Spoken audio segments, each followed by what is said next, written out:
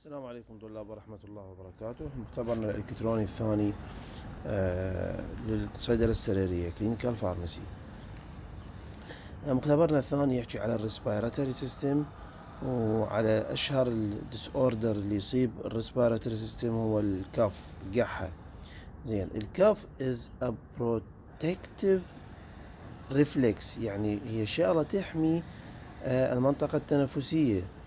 protective reflex، تمام. caused when the airway is being irritated or obstructed. هذا السبب تصير القحة على مود ينظف الصدر، بالتالي الأكسجين يدخل ويطلع بالصورة الصحيحة.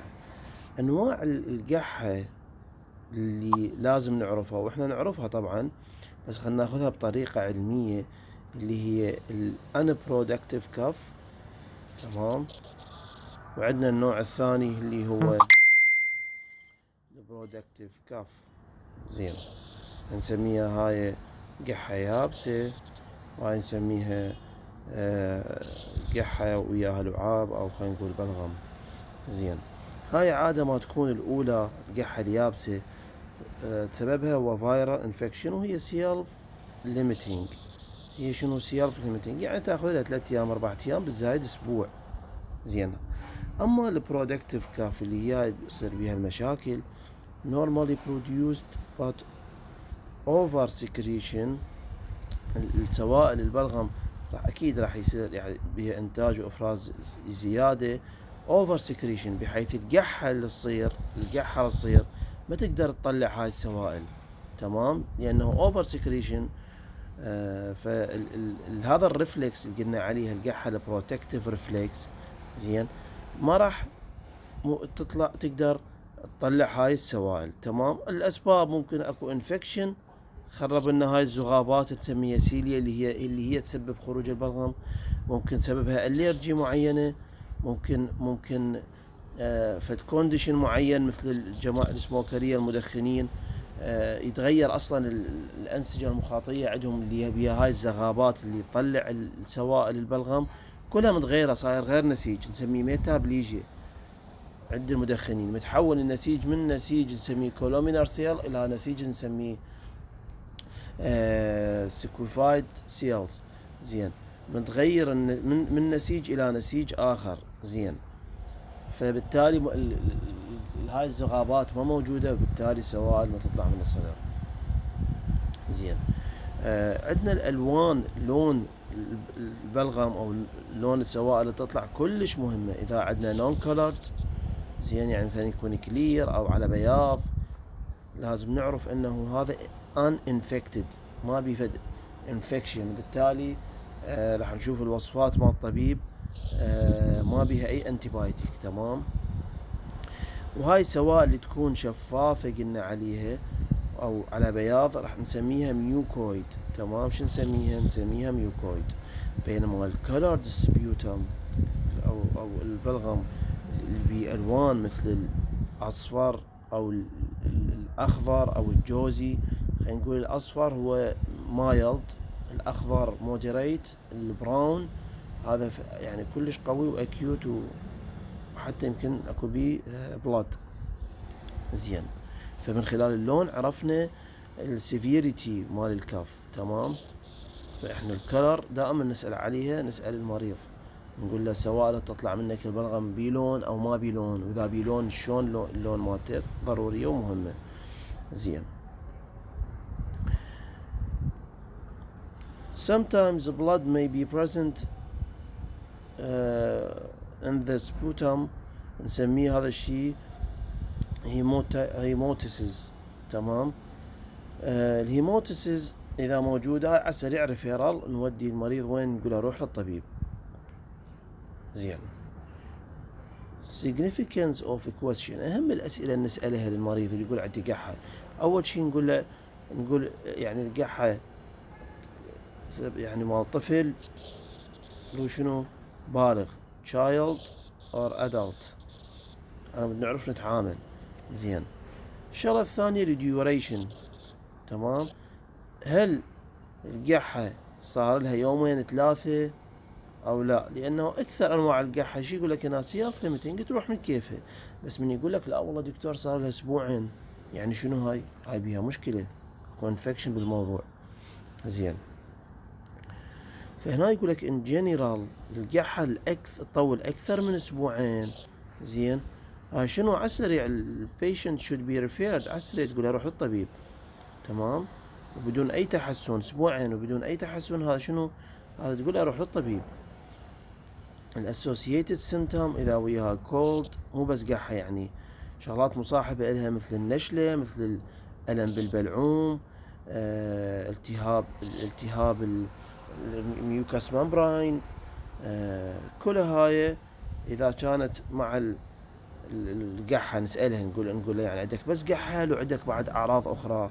اذا اول شيء لازم نسأل المريض انه ايش قد عمر المصاب، وبعدين نسأل ايش قد صار لها القحة، وبعدين ايش نسأل شنو هي الاعراض الموجودة ويا القحة، ونسأل المريض هل اكو بوست نيزل دريب، يعني اكو سوائل دا يحس بيها المريض تنزل على حنجرته، يعني مرات احنا نقول اكو سوائل دا نحسها تنزل من الدماغ.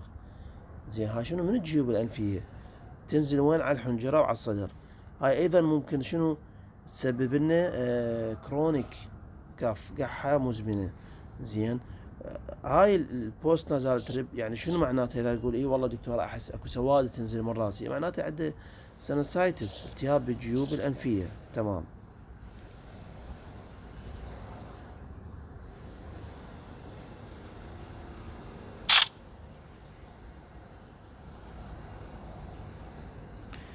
الشغلة الثانية لازم نسألها، نقول للمريض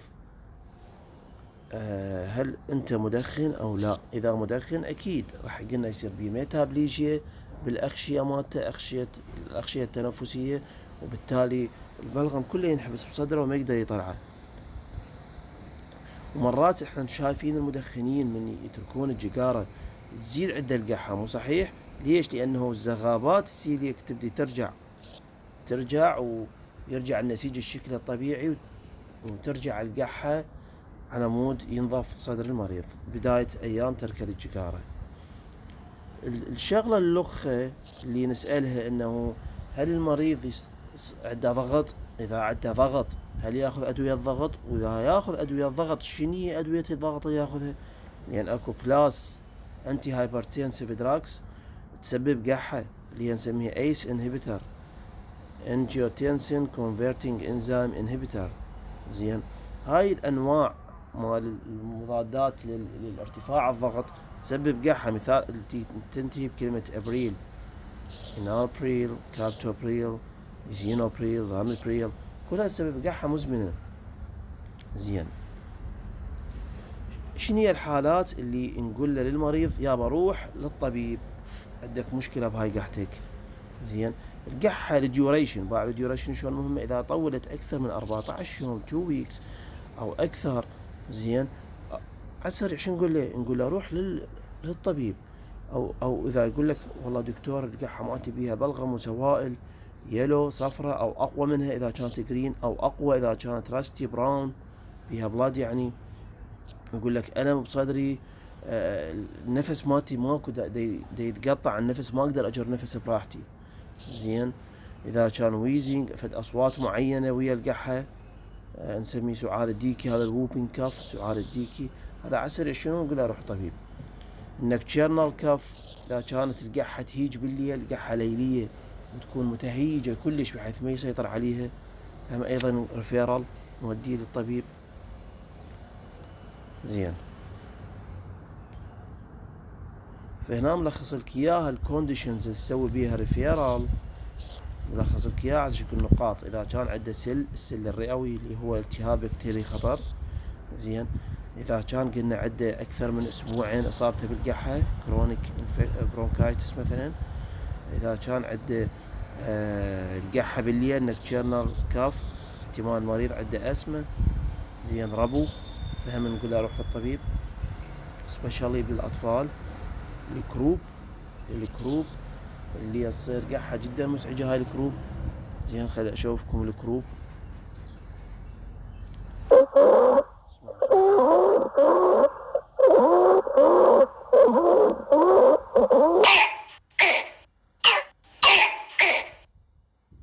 مزعج هاي القحة. الكروب كاف. زين. الووبين كاف، السعال الديكي، البيرتوسيس اسمه الثاني، هم نقدر نشوفه.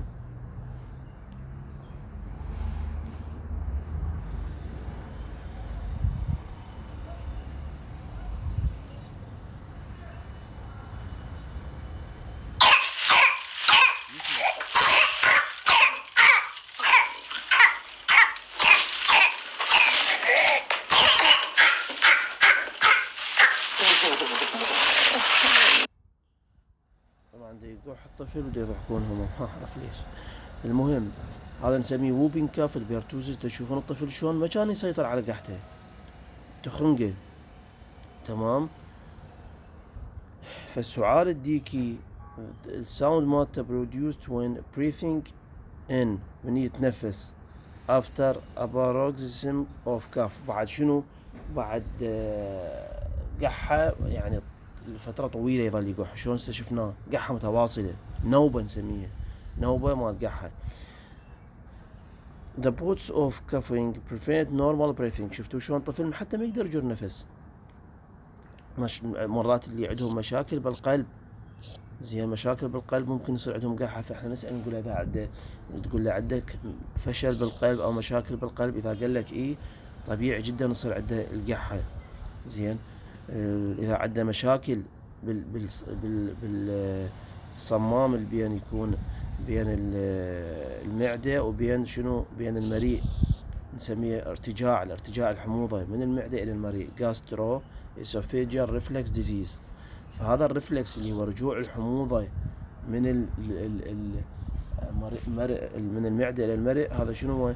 ممكن يسبب لنا قحة أيضا، فأيضا هم نحولها إلى المريض. إذا عرفنا الكونديشن اللي إذا كانت موجودة ضمن عند المريض اللي عنده قحة، على السريع شو نسوي له؟ ريفيرال للطبيب. إذا ضروري نعرفهن. إذا 7 نقاط. هسه طلاب راح نقرأ عن المانجمنت. تمام. بالبارت الثاني من الفيديو إن شاء الله راح نقرأ شلون نسوي مانجمنت وتريتمنت للسعال القحة.